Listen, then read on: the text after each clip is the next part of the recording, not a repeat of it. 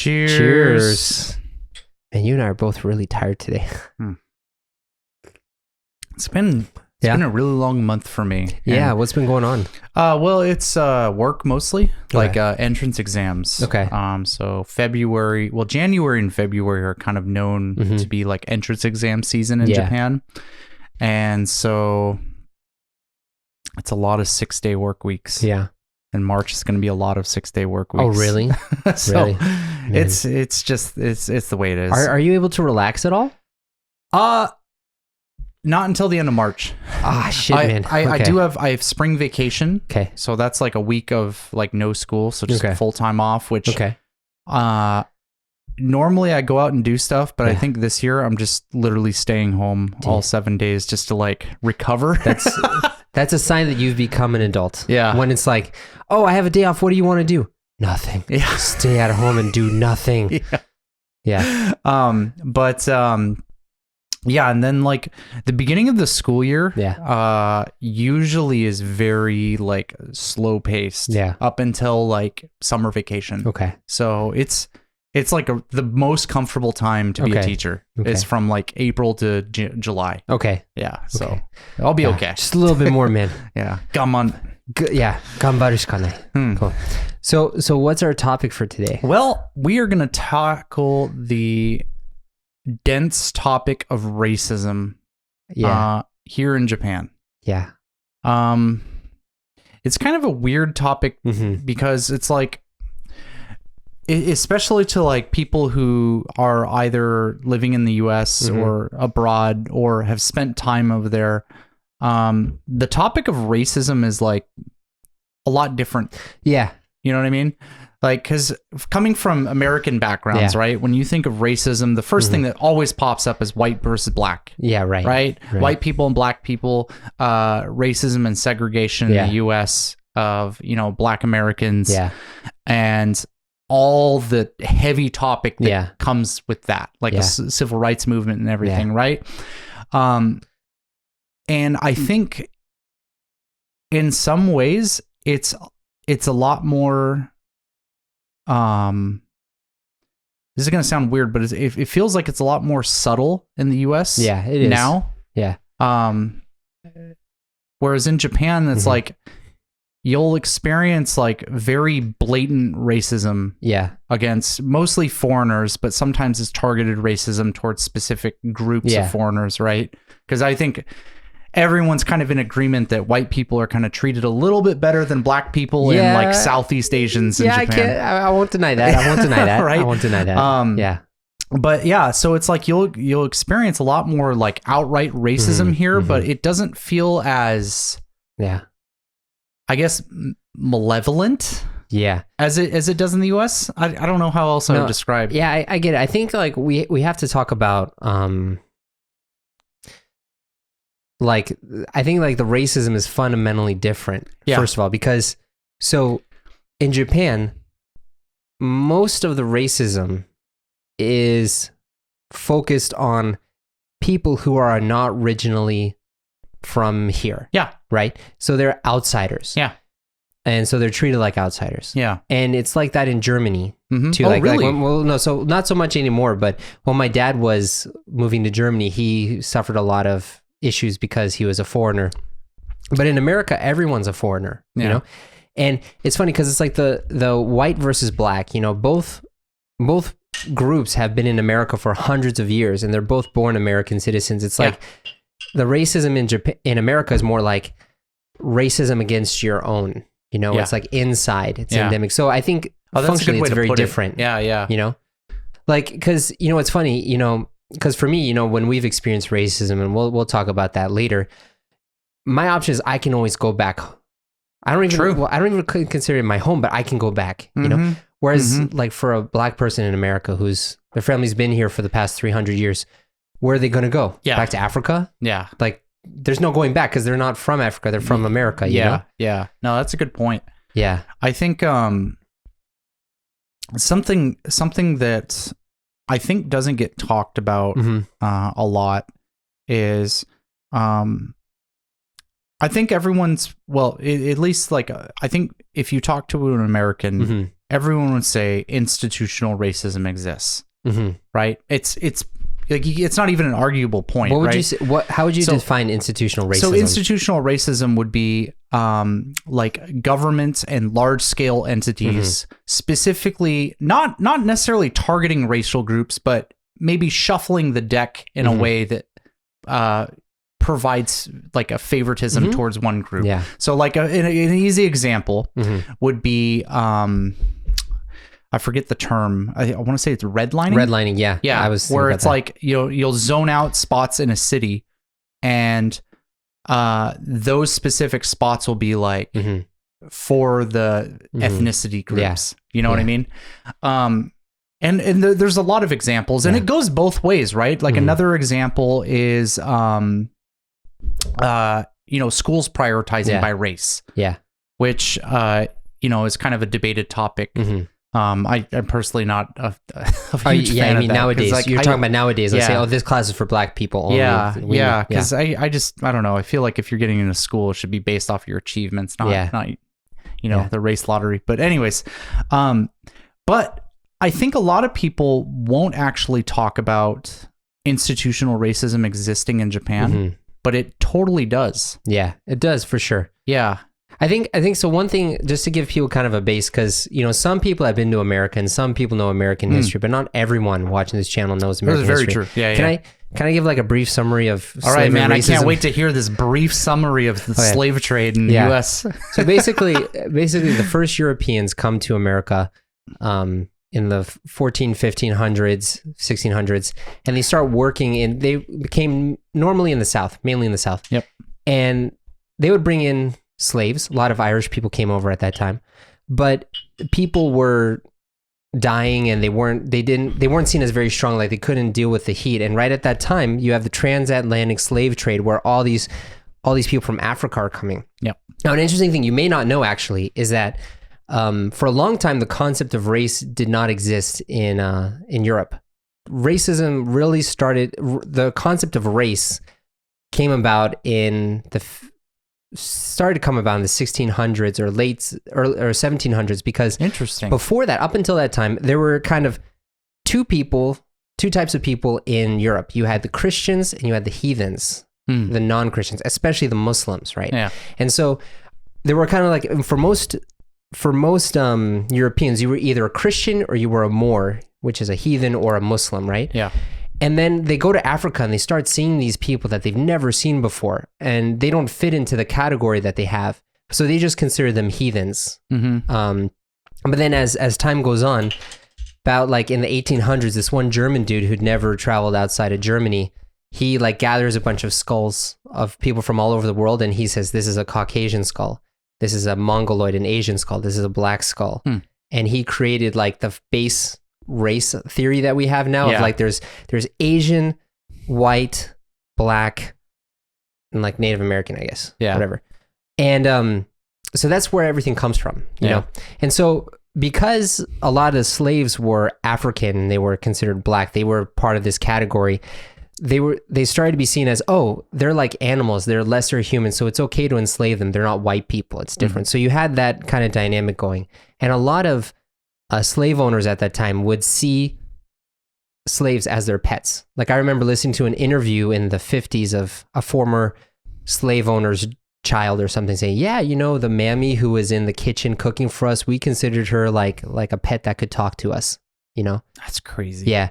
And so basically that happens. Then the Civil War happens, which ends slavery, but you still have this whole economy in the South, which is based on slavery and this concept of white people are better than black people. Therefore, it's okay for us to enslave black people. But now there's no system to enslave black people. So they're kind of on the same level. It's kind of like, for them, it's almost like, imagine if dogs or animals were given American citizenship and they could act in government. So you have a lot of these people like, what's going on? These people are now trying to take over and stuff like that. And so even after slavery was abolished, you had a lot of racist hate crimes of like attacking black people, like hanging black people. Yeah. And it wasn't just that, it was also non-German or non-Scandinavian immigrants, like Greeks and Italians were also targeted and stuff. Yeah. But what it ends up happening is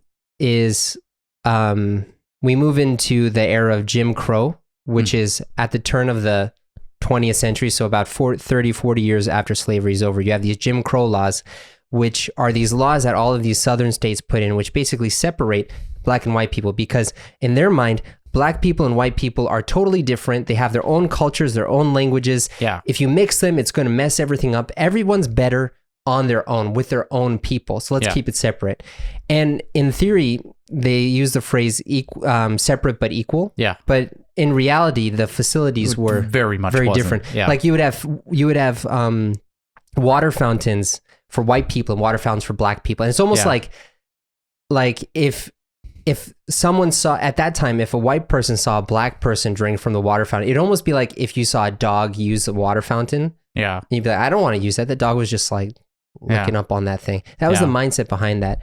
And not just that, like you said, there were also people who came in to do something called redlining, which was basically targeting. It was a bunch of banks targeting which areas would be applicable for loans, and which ones would not be applicable for loans. Yeah. And the ones that could not get loans, the areas were predominantly black people. Yeah. You know, and so you have all of this systematic racism that even though slavery is over, you have this separation, and because it's separate, then you're able to still distinguish how you treat each other. Yeah. Which then culminates in the 1960s with Martin Luther King Jr. saying, "We want the right to vote. We want to get rid of this Jim Crow stuff." Yeah. And they succeeded, but a lot of that stuff went below, you know? Well, I just to supplement that, like a really big part, I think the whole reason like the civil rights movement kicked off in the first place was there were black Americans that fought in World War I, but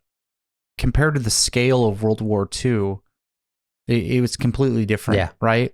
There was a lot of black Americans that fought during World War II, and you know, they were drafted or they enlisted on the premise like, hey, if you go serve your country, you're going to be equal. You're one of us because you're now fighting for the armed forces, right? And then they go over to Europe, and you know they're fighting in Europe because I think predominantly black Americans were sent over to Europe. Yeah.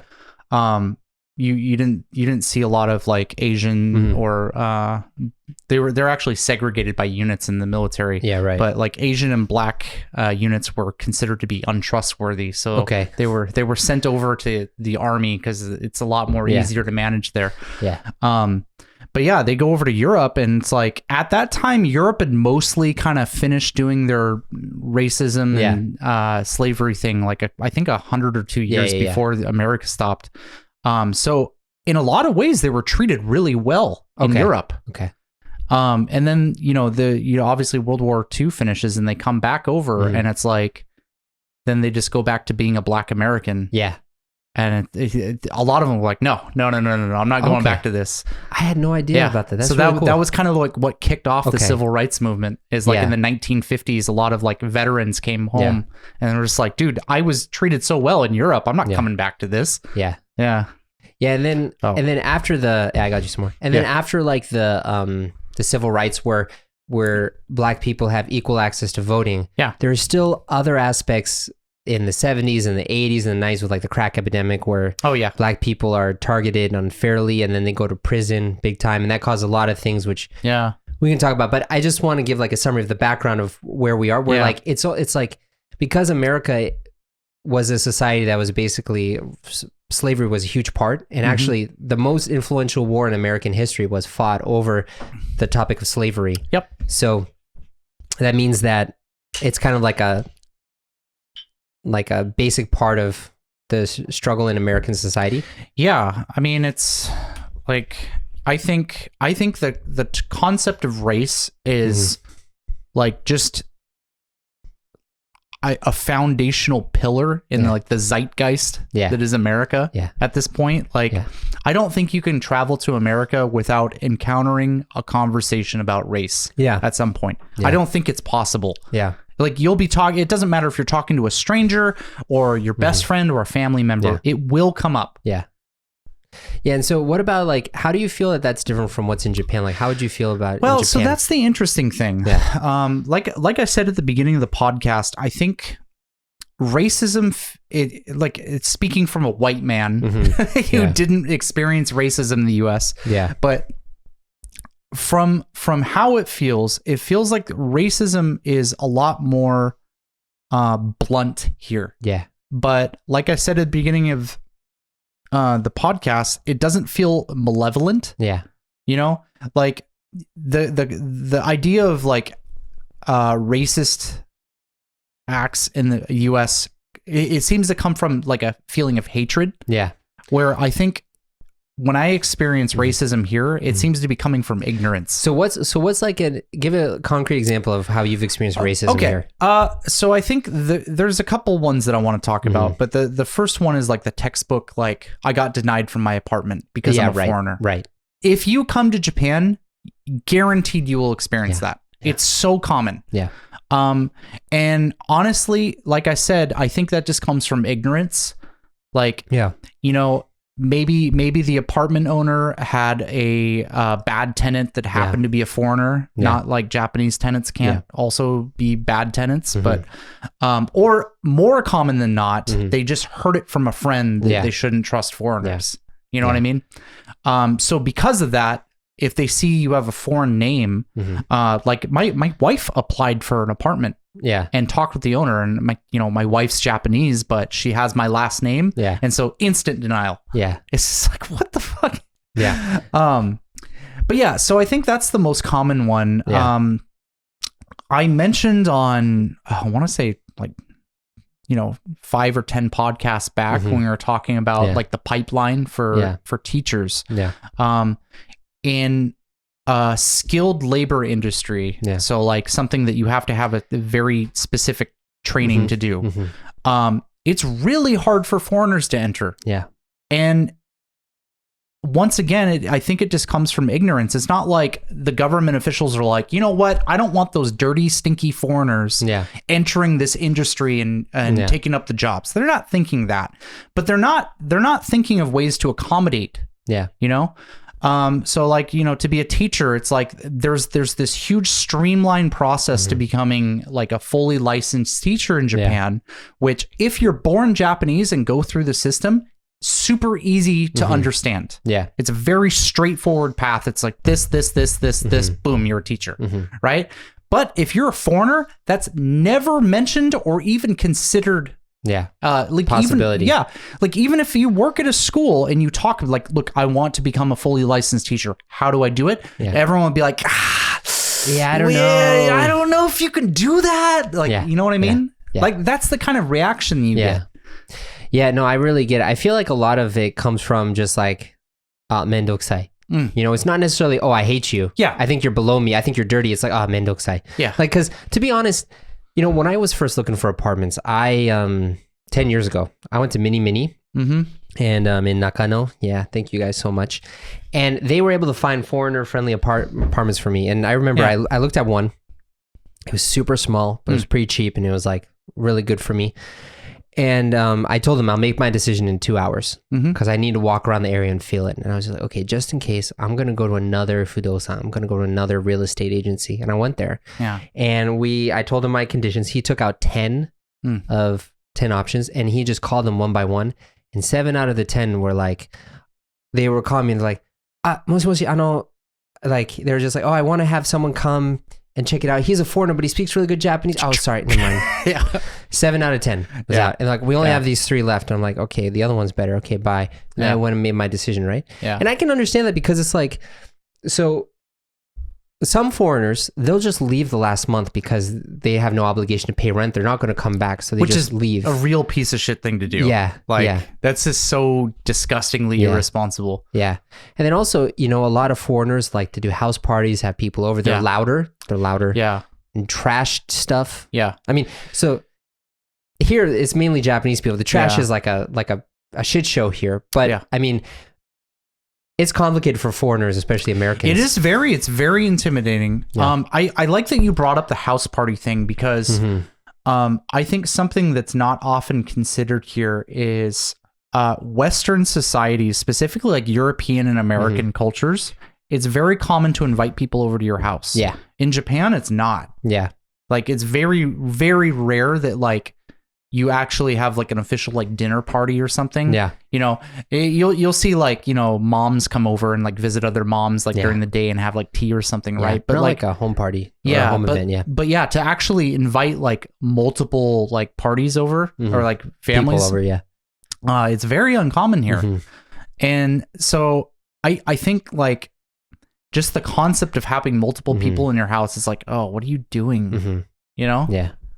Yeah. And also like, so I feel like especially here, a lot of people care about harmony. And, you know, I can't tell you how many times I've seen like a foreigner on the train or a foreign tourist on the train that disrupts that harmony. Oh, sure. You know? I mean, it pisses me off too. It's like, yeah. And it's also like sometimes, you know, when I would go to restaurants, so I remember back when we had time to go out to restaurants because we didn't have kids. I'd go out with Natsumi, and sometimes I would go up and say, oh, can I get a reservation for 2? And like, oh, sorry, we're full. And then I'd leave. And then a couple minutes later, I'd say, hey, Natsumi, go check that out. And she'd be like, table for 2. And like, oh, irashaimase. And they'd let her in. And then I'd come in and they'd be like, oh, they'd see me because they denied me before, you know? Yeah. And that's happened to me multiple times, you know? Really? But it's because it's like, it's the same thing, you know? Foreigners are seen as loud and like rambunctious. Yeah. And it's like, there's also like the idea of like, this person doesn't speak Japanese. Like, I can't speak English. I don't want to deal with this. Yeah. Like, yeah. And I feel like in, well, depending on the type of foreigner, I guess in Europe, it's very similar too. You know, like Is it really? Yeah, it goes in Germany. So there's a huge Turkish population in Germany now. And towards Turkish people, there's a huge, there's like a huge racist vibe there. But to like non-Turkish foreigners, it's just like, would you say it's similar? It's similar to like racism experience in Japanese or in Japan, or is it more like malevolent? I think like I think towards Turkish people, it's more malevolent for sure. Yeah, my sister knows someone who is like a former kizoku, former aristocratic family or whatever. Sure. And like she saw him like spit on Turkish people one time walking by the street. Wow. Yeah. So that's really bad, right? Yeah. But yeah, I feel like in the States though, it's much more subtle, you know? Yeah. Of course though, I feel like we get the short end of we get the long end of the stick. We get an easy ride because we're white. Sure. You know? Yeah. Because so to be honest, like so a lot of like the more upper class white expats, immigrants who live in like Roppongi or that area, I never see police there. But if you go to like Shinokubo, where there's a lot of non-white immigrants, like Vietnamese, whatever, there's police there everywhere all the time. Yeah. You know? And I've seen a policeman talking to a non-white foreigner a lot more than I've seen them talking to white foreigners. You know, it's interesting that you mentioned that, because like I'll go on like Reddit, and you know, there's like the Japan Reddit or something, and people are talking about getting stopped by the police all the time. Not once has that ever happened to me. It's happened to me twice. Really? Yeah. Have they like gone through the full thing and like, let me see your Zairyu card and all that? So one time. So I actually got saved by my wife the second time. I'll tell you both stories. So this first time was in 2014. I was late to class like I always was. So I was running to the station, and the policeman comes out with this hugest grin on me. He's like, ちょっとお時間大丈夫ですか？ちょっと最近外国人関係の犯罪が増えておりますので、ちょっと確認させてください。This huge smile. And he's like, なんか、ポケットの中身をちょっと出してもらってもいいですか? And I'm just like, okay. So I put him, he has like this, and I put in my wallet, and I put in my keys and stuff, and he takes out my wallet, and he's like, 在留カードお持ちでしょうか? あ、ここなんですね. And then, he's like, あ、名刺も持っていらっしゃいますね。いいですね。でもなんか留学ステータスで、なんかお仕事できないんですよね。It's like, I said to him, like, 裏見てください. Please look at the back. It's like, あ、失礼しました。労働許可もらってるんで、失礼しました. And I was just like, okay. Fuck off. And it's just like, go away, right? God, now the second time though was worse. Yeah. So there's, this was around Yogaeki on the Daen Toshi line. Yeah. And, I was going to a cafe with my wife, and I took her old bicycle, which was unregistered because she just never registered it. Yeah. And she got a new bicycle. Yeah. And so we were biking and stuff, and we were going there, and we were going to this cafe, and we overshot the cafe.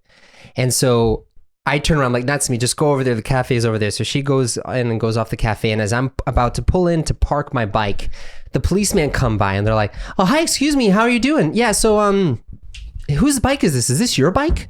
And I was like, no, it's my wife's.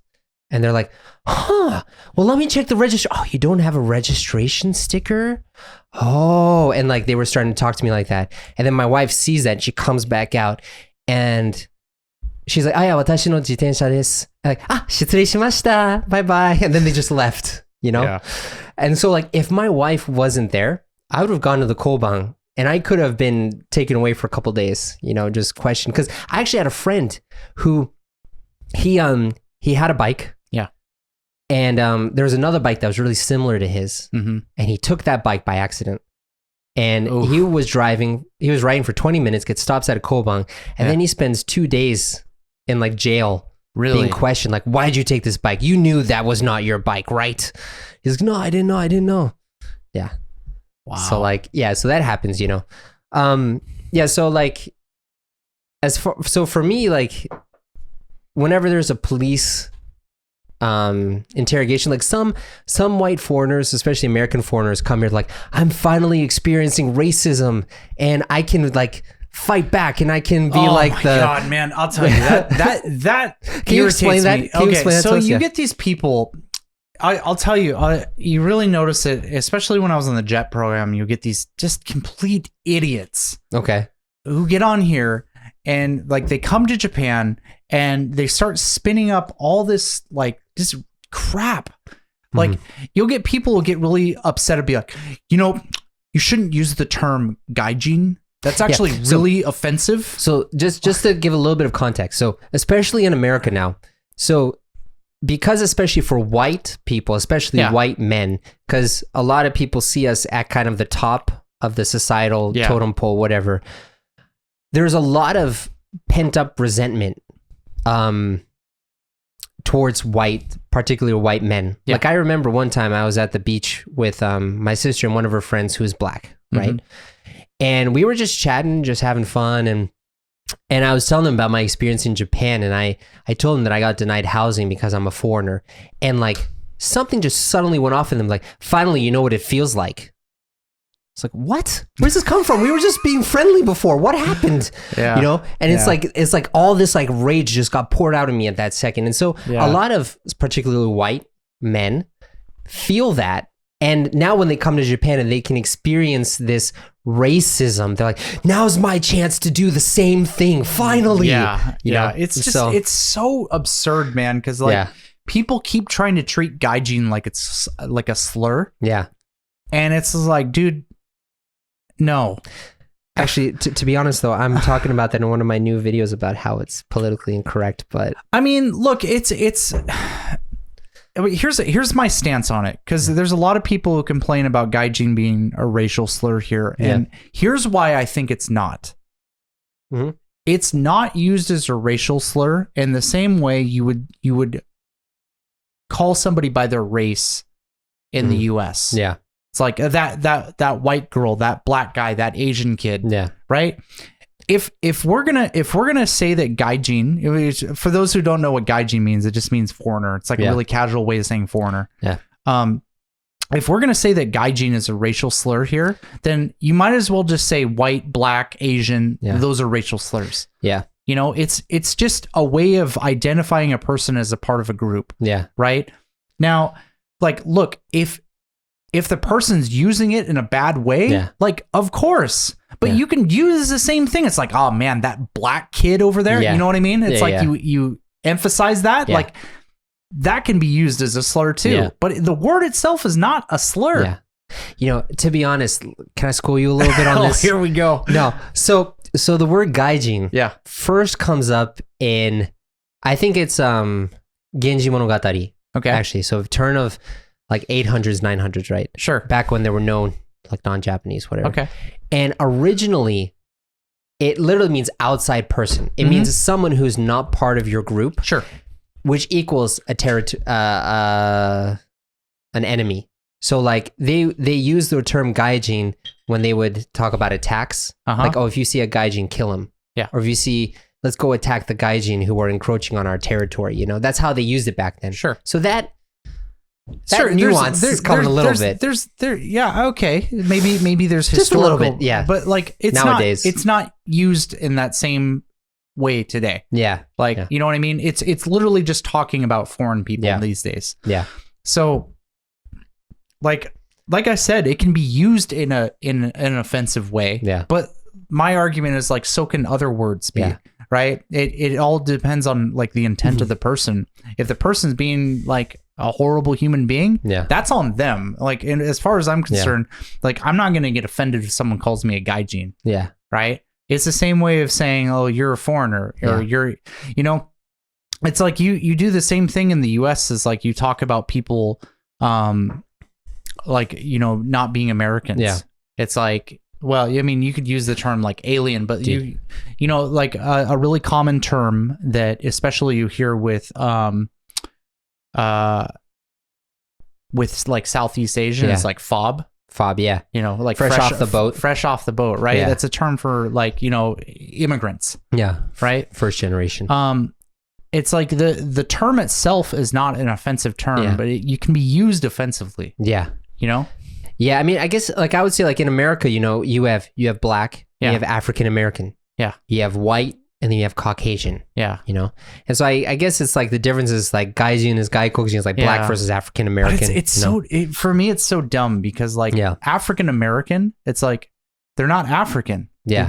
They're American. They're American. Yeah. And it's the same thing with Caucasian because not all white people are Caucasian. Yeah, they're not from the Caucasus Mountains. Yeah. Yeah. Like it's like I'm so tired of these politically correct terms. They suck. Yeah, you know, it's really weird because so I went to international school growing up. Yeah. And I had friends of all different races growing up. And I remember I think my mom, she came to school one day and I was telling her about my friend, like, oh, my friend's in the corner. And I said, oh, he's wearing the brown shirt and he's playing with that toy. Yeah. And like, that's how I categorized him. I was like, he's wearing by his clothes and like what he was doing. And when my mom saw him, she's like, oh, he's the black kid, right? Yeah. And it's like, at that time, I really didn't see like race or differences. I mean, I knew everyone was different, but I wasn't like, oh, he's this category. He's a separate category for me, you know? Yeah. And I didn't really feel that in my life until like I came back from Japan, you know? Oh, interesting. I kind of noticed it when I hit junior high. Yeah. I mean, so I knew some people felt that way. Yeah. I had never felt that way. Yeah. And it was only like when people started to say, oh yeah, well, you're a white male, so. Yeah, I'll tell you something that was really awkward. Yeah. So when I was in elementary school, my best friend in elementary school was another black a black kid in the class, right? Mm-hmm. I think his name was Mike Apadu. Mike Apadu? Yeah, dude, me and him were tight, man. I miss that guy. We played on the playground a lot. But yeah, so we played a lot, and for whatever reason, we had to do a play performance about slavery. Okay. So it was weird. Was he black? He was, yeah. Oh, he was black. Yeah. Okay. But my class. Yeah. So I want to say I was 5th or 6th grade. Yeah. And so like we had to do this big school performance, and I think it was during like Black History Month or something. So like we made this like kind of ship like play set area, and most of the class were slaves. Yeah, they were supposed to be playing the part of slaves, and then you had like the shipmaster and like the slave owners and stuff. And so I was put in the role of a slave. Okay.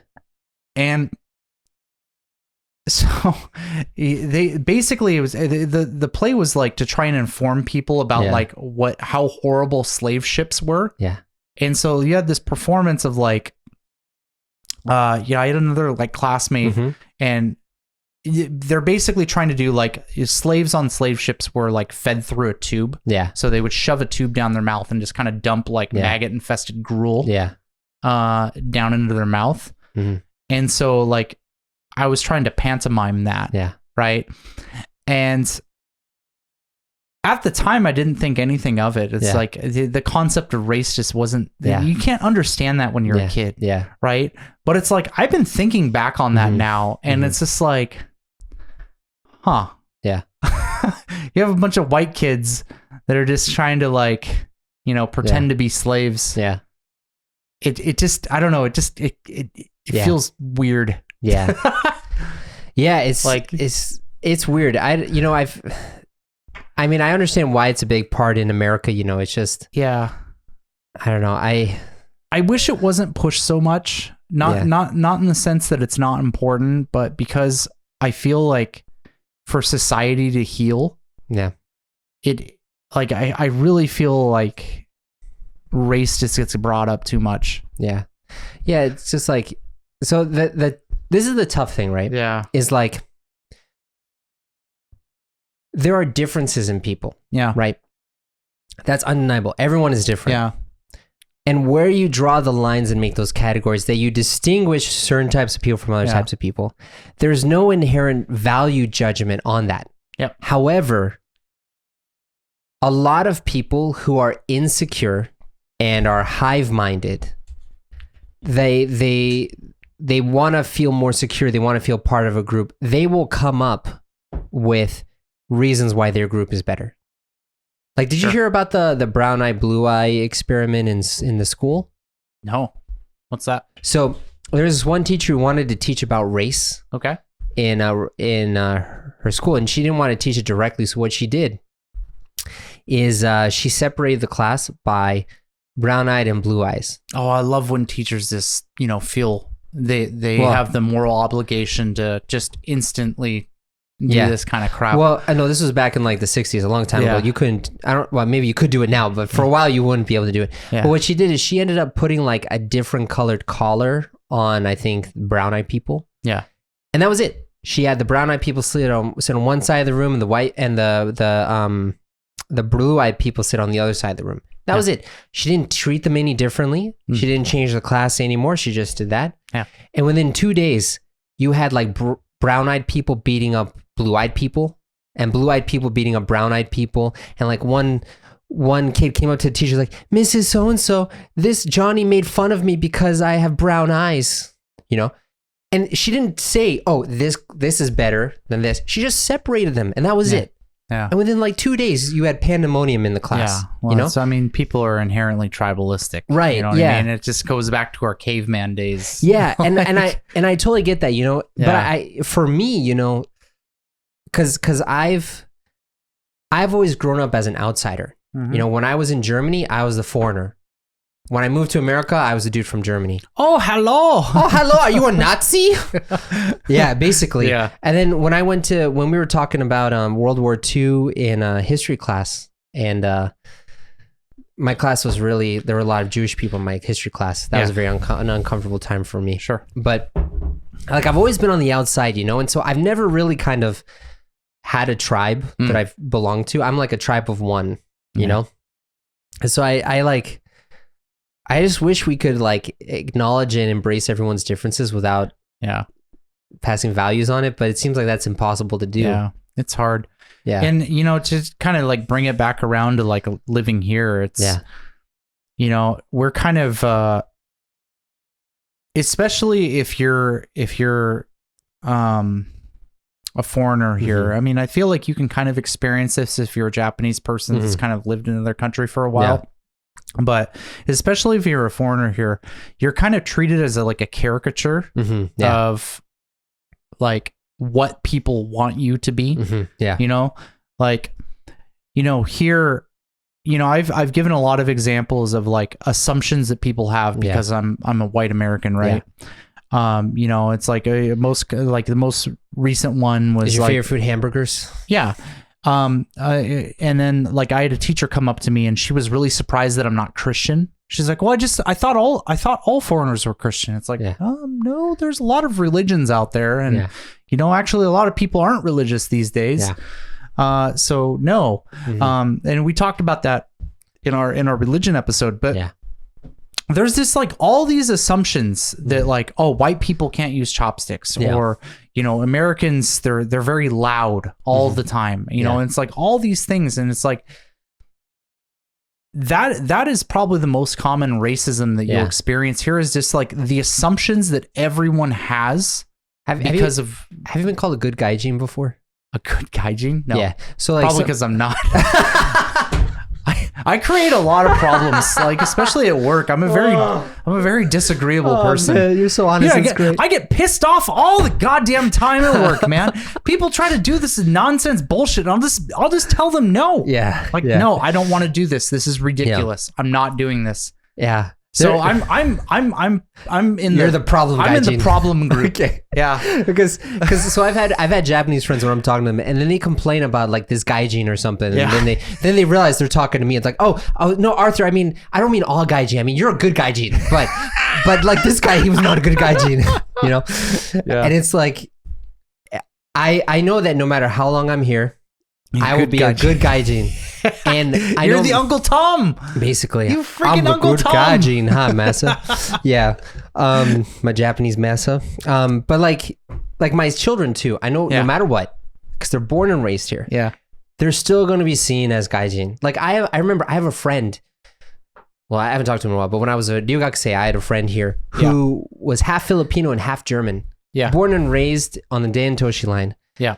Fluent in Japanese, went to German school, whatever. Yeah. He gets spoken in English by everyone. And I'm like, dude, you were born and raised here and everyone speaks to you in English. Like, how do you feel about it? He's like, yeah, it pissed me off for a really long time. And then I just realized I'm not going to change it. So just accept it, you know? Yeah.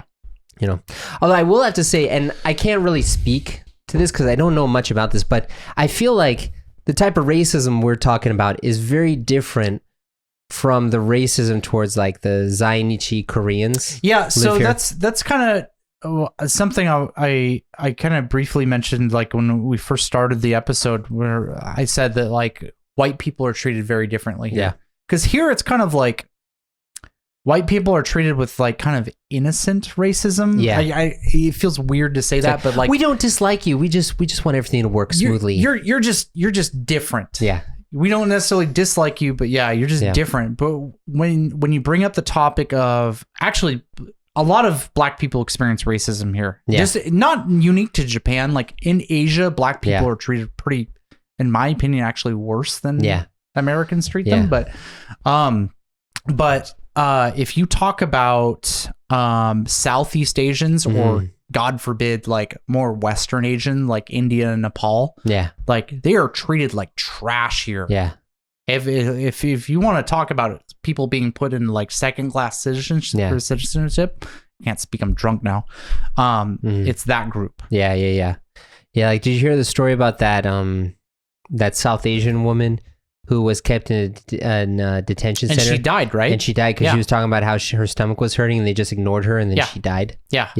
It's that kind of stuff. And like, you brought up the Zainichi Koreans. Koreans in general, historically speaking, have been treated really badly in Japan. And it's weird because it's a specific group of Koreans. It's not necessarily Koreans themselves, but it's Koreans that are Japanese born.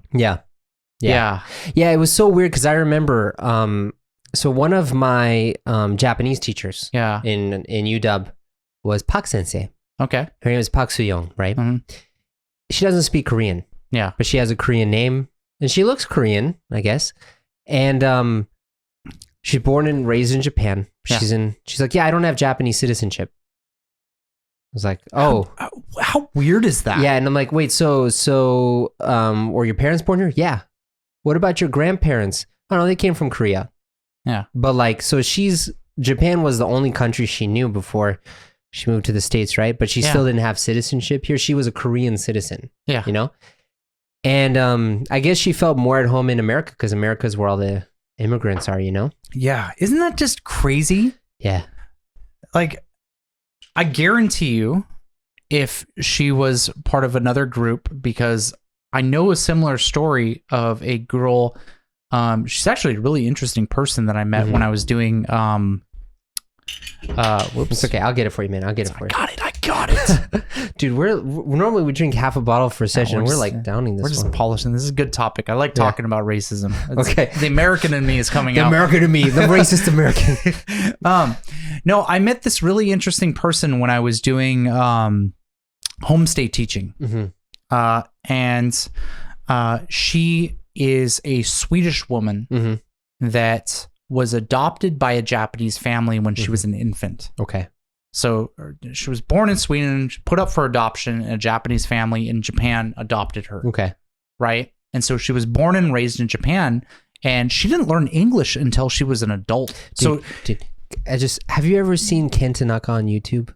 No. I got to show you this afterwards. Okay. People will be offended if I show it here. So Okay. please keep on continuing. Yeah. But it was the craziest thing because, like, she was, if you ever seen a Swedish person, they're the whitest people you will ever meet on the planet. Yeah.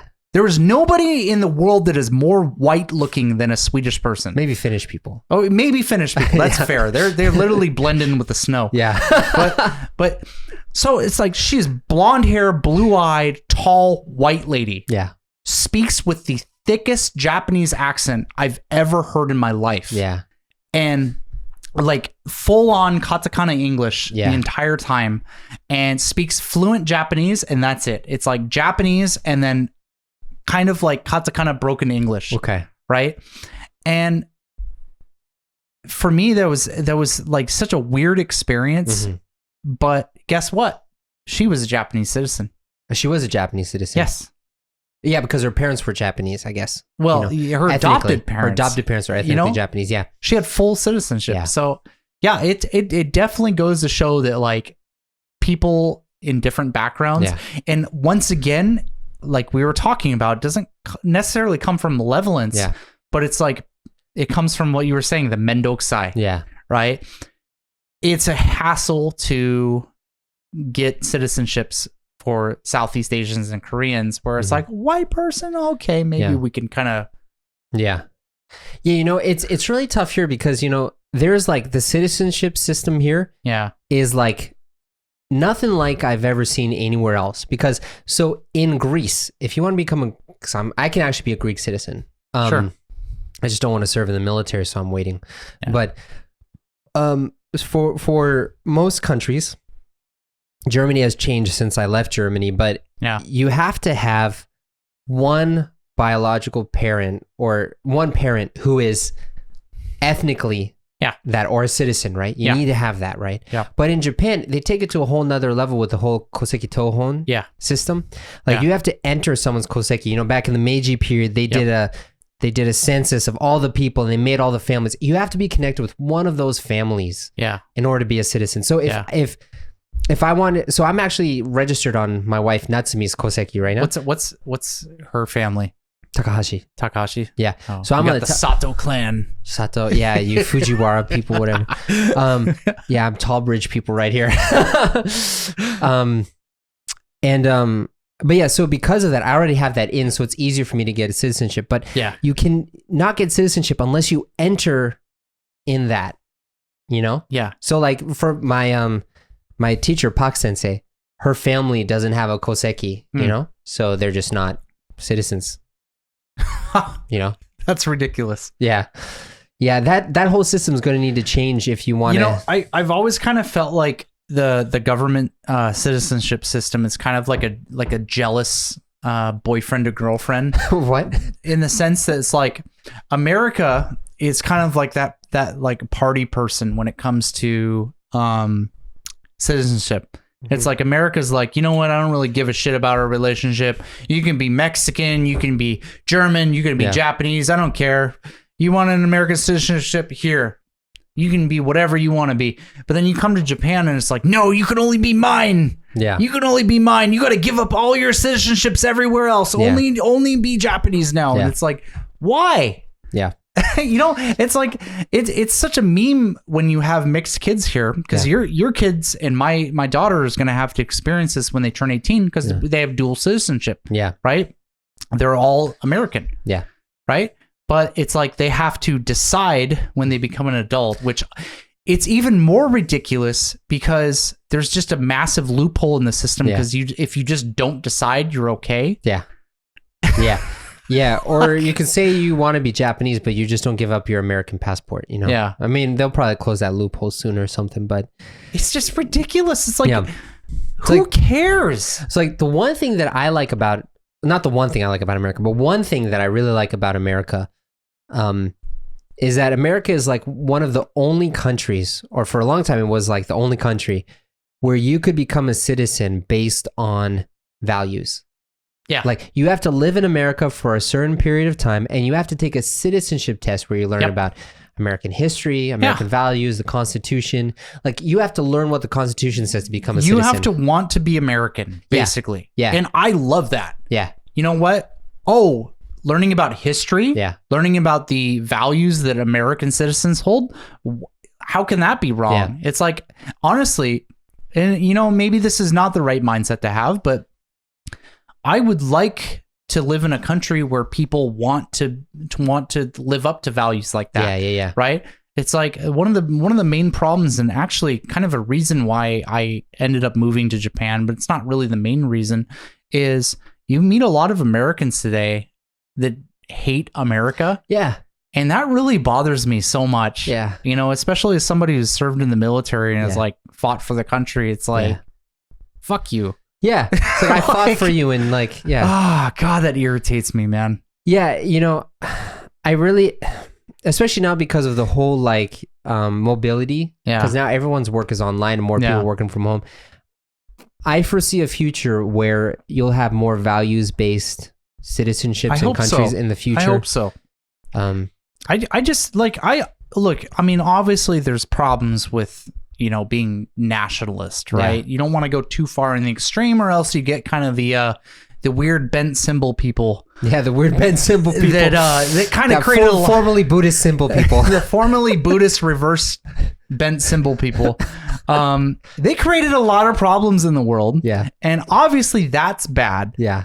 You don't have to go that far down the spectrum, but you should be proud of where you're from. Yeah. You know, like I'm not a Japanese citizen, but as a resident here in Japan, I consider myself to be rooting for Japan. Yeah. You know, like I want Japan to be successful. I get really excited when I hear like good news about Japan, especially because you don't hear that much of it these days. Yeah. Like everything you read is like the economy sucks. You know, Sony's doing terrible now. They're getting outpaced by, you know, Samsung and, you know, everybody else. And America's like running laps around Japan as far as technology is going. And so it's like when you hear these little victories about Japan, you're like, yeah, go Japan. You know, that kind of thing. Yeah. You know, it's like all the sports games. I'm always cheering for Japan. Yeah. You know, you know, you don't see it so often here, but sometimes, you know, I see a Japanese flag in someone's house or yard or something. I love that. And I love that. I love that. You should take pride in who you are. Yeah. You know? It's like you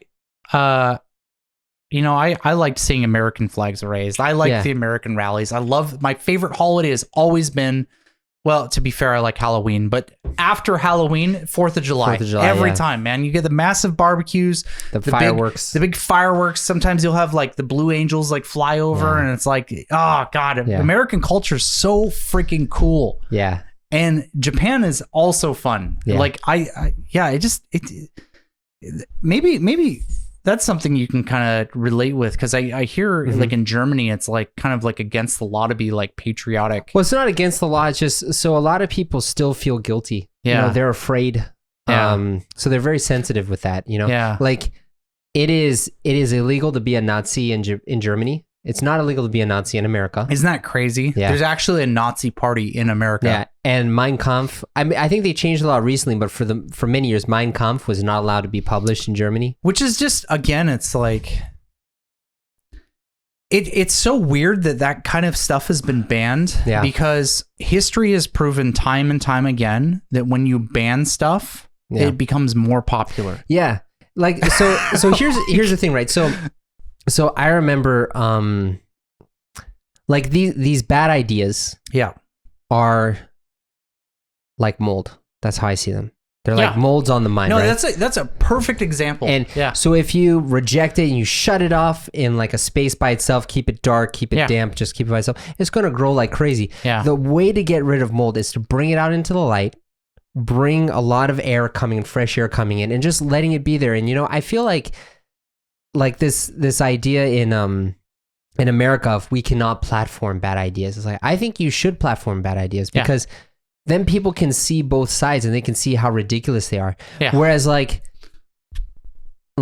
so some people I know are really into conspiracy theories. Sure. And they're like, oh yeah, this video got banned on Twitter, so it must be real. This video got banned on YouTube, so it's got to be real. Like someone, every once in a while I get a message from someone I know that's like, hey, check out this video. It was deleted from Twitter, from YouTube. And I look on YouTube and it's there. Yeah. Yeah. But it's like, you keep things in the dark, and then this is probably a less politically correct way of basically saying the same thing you said, but it's more of the concept like these people who have bad ideas just need to get bullied. Yeah. You know what I mean? It's like sometimes it's okay to tell someone that they just have a dumb idea, that they're just you know what, this is stupid. And but if you do that, though, then you're shutting them down. Yeah. And then they're like, oh, yeah, this person just doesn't want to listen to me. Yeah. Have you heard of Daryl Davis? No. Dude, you got it. Daryl Davis is amazing. I think he's a black guy. Yeah. Grew up in the Boston area, actually. Uh-huh. And he's made it his mission to befriend KKK members.